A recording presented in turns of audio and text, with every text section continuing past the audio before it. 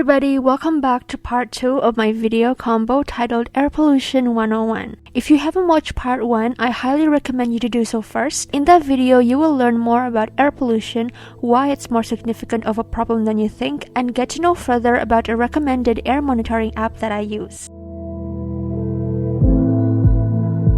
For everyone living anywhere in the world that also faces air pollution problems, or you're not very sure if your area is that polluted or not, but you want to know more, there are 3 things that you can do to check and also take action.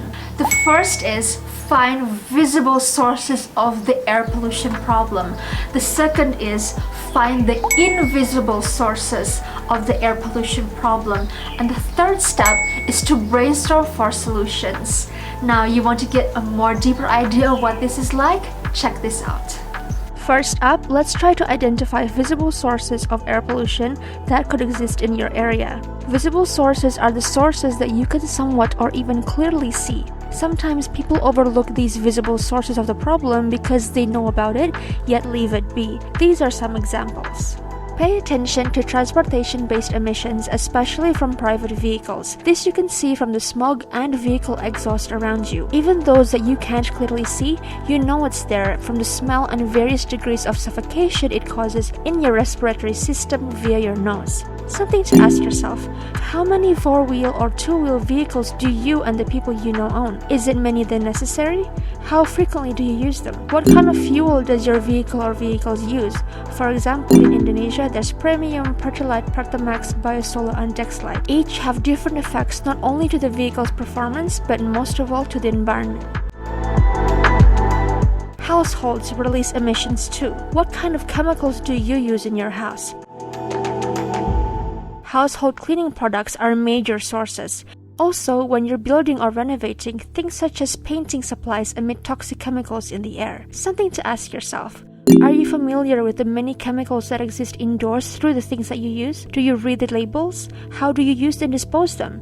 How regularly do you clean your house and the room inside? Is there a good circulation of air in your living space? Can you identify any open waste burning in your community and its surroundings? Open waste burning is hazardous for the health, especially in the long run. Something to ask yourself: how can you best communicate to those who burn waste openly and also put yourself in their position so together you can find a win-win solution to address the problem? Construction of buildings, especially tall ones, release emissions. This you can't do much about, and it's a part of development, but take note of how many construction projects are occurring in your area. Any nearby or surrounding coal-fired power plants? This is currently a big problem in Jakarta, Indonesia. Who knows, it's also a problem in your area too. Something to ask yourself: what is the proximity or distance of these coal-fired power plants to population-dense areas and to where you are? How much emissions are these combustions emitting approximately? How wide is the radius of its air pollution? You will know this once you inhale it. Even if you're kilometers away, you can feel the air becoming more polluted. Look out for factory-based emissions. Manufacturing industries release a large amount of carbon monoxide, hydrocarbons, organic compounds, and chemicals into the air. Something to ask yourself: similar to the coal-fired power plants, what is the proximity or distance of these factories to population-dense areas and to where you are? How wide is the radius of its air pollution? Agricultural activities is another one. This is usually really felt if you live in more rural areas or in districts where there are agricultural activities. Although important for our source of food and overall health, it is also a problem if we look at, for example, its ammonia byproducts. Use of insecticides, pesticides, and fertilizers in agricultural activities has grown quite a lot and is affecting our air, ground, and water. Something to ask yourself: if you live close to an agro-business area, or even if you don't, do you have any idea of the chemicals that are used to, for example, grow your vegetables that you eat? Are you aware of how the things you buy in the supermarket get to the supermarket? If it's not organic, there's a high chance that its process have polluted the air. Next up, let's try to identify invisible sources of air pollution that could exist in your area. Invisible sources here refer to regulations until R&D. These are some examples. Are there any regulations in various levels of government and administration in your country that regulates air pollution, but still has loopholes or not even implemented at all? When was the last time air pollution regulations are updated? We live in fast-changing societies that have the capacity to do reckless things. We need regulations to be up to date. What are your thoughts on the governance and law enforcement in relation to air pollution problems? Are there any market incentives to balance things out? And is the information widely shared, widely dispersed, and easily attainable by the public at large? Any planned coal-fired power plants in your area? How much more pollutants will that add into your area? Once you have a good idea of the visible and invisible sources, these are some solutions that you and those who have the capacity could do. A viable individual measure for reducing air pollution is energy conservation by using energy wisely. The logic here is that high amounts of fossil fuels are burned to produce the energy used for lighting, cooking, or heating. In this sense, saving energy cuts down air pollution. A second measure is reusing or even minimizing the increased purchasing of some of the utilities we depend on, such as plastic-based items, wood-based items, papers, fabric, etc., because their production process creates air pollution. A third individual measure is to encourage people to carpool or share vehicles and use public transport more.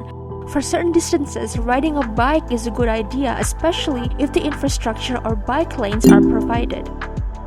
Other individual measures are implementing at least low-waste living, use energy-efficient devices, and etc.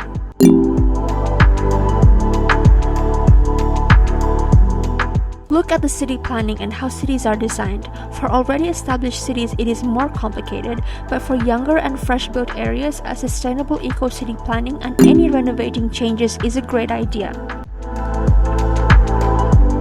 Encourage, and even if personally possible, give more funding for research and development.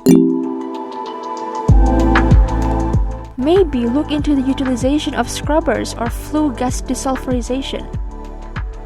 Catalytic converters and adsorption filters such as electrostatic smoke precipitators that enable the efficient removal of air pollutants, especially in manufacturing processes and power plants, is a great idea. There are various things to research on. Push for more investment in renewable and sustainable energy sources and the ease to conduct it. Still, it is important to evaluate correctly some of these alternative energy sources because, aside from their benefits, some of them come with different environmental and economic costs. Pushing for and implementing national and state or international policies that can be used to control air pollution.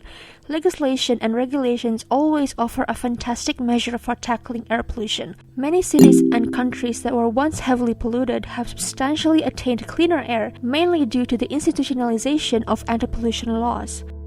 Are there any subsidies that push increasing patterns of consumption? Re-regulate them. Think about more possibilities of emission tax and the system surrounding it. Are there any taxes that need to be increased, such as vehicle taxes? For example, in Indonesia, it is so affordable to attain various types of vehicles in all spectrums of class, both via cash and credit, if you have the funds. Maybe its taxes should be increased to halt such consumptive patterns?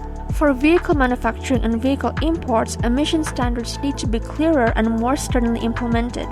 If this production of hybrid and electric cars, maybe make models that are more affordable as well. Other than that, continue to improve catalytic converters on the exhaust pipe to reduce the exhaust of gas emissions. So that is a wrap. I hope that all the in-depth information about air pollution and how you could also brainstorm solutions to tackle air pollution problems in your area, if there are any. I hope that it's been useful and informative. If you want more people to be aware of this issue, feel free to, of course, share this video around. And if you haven't subscribed yet and you want to learn more environmental related issues, don't forget to click that subscribe button, and I will see you in the next video.